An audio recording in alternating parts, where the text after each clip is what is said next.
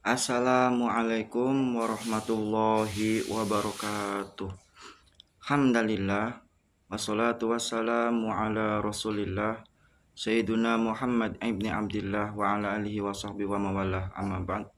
Yang kami muliakan dan yang kami ta'zimi guru mursyidku yang selalu subur di dalam hatiku, dan juga yang kami muliakan dan kami ta'zimi pula guru-guru rohaniku, guru-guru pembimbingku, dan juga yang kami cintai, rekan-rekan, sahabat-sahabat, sedulur, dan teman seperjuangan dan sefrekuensi dan pecinta ilmu.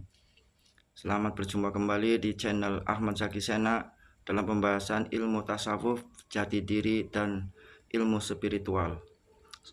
Sebelum kita memulai pembahasan pada malam hari ini, izin dengan kerendahan hati kami meminta kedermawanannya untuk like dan subscribe-nya acara ini agar kita selalu terhubung dalam hasanah ilmu. Baik, saya akan meneruskan pembahasan yang kemarin, yaitu tentang keutamaan ilmu. Pada pembahasan kemarin, saya sudah menjelaskan tentang kapan menuntut ilmu dan apa itu ilmu. Kami ulangi kembali dengan secara kesimpulan dan singkat. Ilmu itu secara bahasa itu kan mengetahui atau pengetahuan.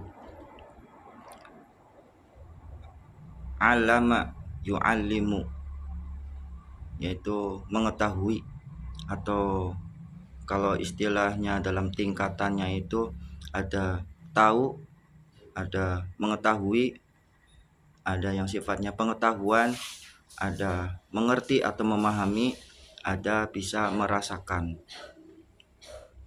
Jadi ada ilmu yakin, ada ainul yakin, ada hakul yakin. Secara singkatnya, ilmu yakin itu adalah kita mengetahui dari kabar orang, kita mengetahui dari teman, kita mengetahui dari buku tentang suatu ilmu itu tersendiri. Kalau ainul yakin, kita bisa mengetahui melalui sumber yang valid, melalui sumber yang bisa dipercaya. Kayak saya bertanya kepada orang yang ahli membuat tempe,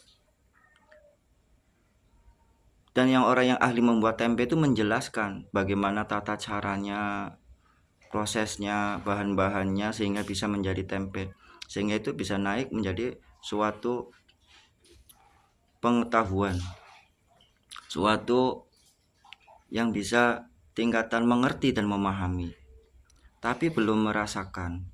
Kenapa? Kalau merasakan sudah dilaksanakan, sudah diamalkan, sudah dipraktekkan, sehingga mengerti bagaimana tata caranya membuat tempe sehingga bisa menghasilkan tempe yang baik, yang benar, yang bagus. Pun pula contoh lagi dengan tentang tingkatan ya. Ini di contoh yang biasa-biasa aja, jangan kita contoh yang terlalu tinggi-tinggi. Contohnya itu bagaimana caranya mengurusi atau menangani orang yang kesurupan. Kata orang begini cara orang menyelesaikan atau mengobati orang yang kesurupan.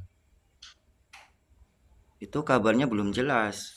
Itu baru dinamakan ilmu atau pengetahuan saja. Belum mengerti dan memahami bagaimana caranya biar tingkatan lebih valid, lebih akurat, datang kepada orang yang ahlinya, yaitu orang yang bisa selalu menangani orang yang tadi kesurupan tersebut. Begini tata caranya, begini caranya, begini keilmuannya. Baru itu tingkatannya naik lagi menjadi ainul yakin, atau bisa mengerti atau memahami, tapi belum bisa merasakan. Bagaimana tingkatan yang ketiganya biar merasakan? Dengan petunjuk-petunjuknya yang tadi, melalui ahlinya, diamalkan, dipraktekkan, dan bisa untuk menangani permasalahan yang tadi, ilmu mengobati orang yang kesurupan, sehingga orang yang kesurupannya itu bisa sadar kembali, itu baru tingkatannya hakul yakin atau bisa merasakan sendiri akan kebenaran daripada ilmu tersebut. Bisa digunakan, ternyata bisa menyelesaikan permasalahan itu ilmu. Terus juga pun pula ilmu itu kan sifatnya cahaya.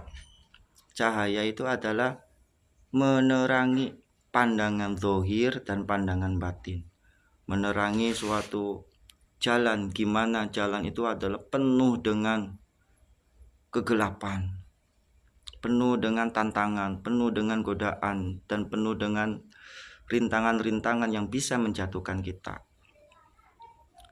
Keutamaan ilmu pula, ilmu itu bisa memberikan suatu petunjuk jalan yang benar. Karena bagaimana mungkin kita akan berjalan dengan selamat sampai pada tujuan kalau mata kita buta?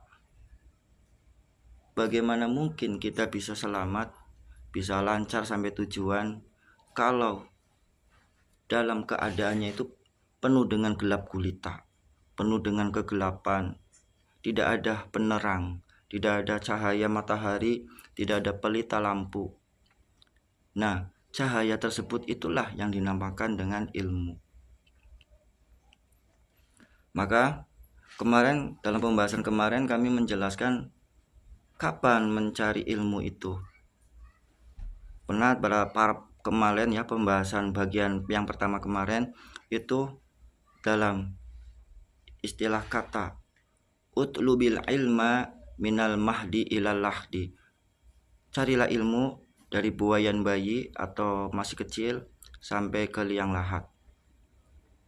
Dengan pengertian lain bahwa carilah ilmu pada saat kita berada di rahim, ya, pada saat kita masih di dalam benih-benih manusia, calon manusia, sampai keluar dan hingga ujungnya itu sampai meninggal dunia. Maksudnya dalam proses kita pencarian ilmu itu, orang tua berperan penting di dalam memberikan suatu ilmu pada saat di rahim ibu, ya, bisa memberikan suatu pemasukan, contoh-contoh yang baik sehingga bisa diterima dengan masuk kepada sensitif daripada calon bayi itu tersendiri. Pun pula pada saat memberikan benih atau hubungan suami istri pun pula itu menggunakan dengan ilmu, sehingga calon bayi tersebut itu selalu di dalam limpahan keberkahan cahaya dari ilahi tanpa dicampuri oleh bujukan nafsu dan godaan setan. Pun pula sampai ke tiang lahat, maksudnya itu ujungnya itu sampai ke tiang lahat untuk mengingatkan kita bahwa meninggal atau mati itu menggunakan ilmu, ada ilmunya, agar kita mati di dalam keadaan husnul khotimah, membawa keimanan. Jadi kapan waktunya dari buayan atau dari rahim ibu sampai meninggal, agar kita itu selalu untuk menuntut ilmu biar mengerti dari pemahaman kalimat tersebut.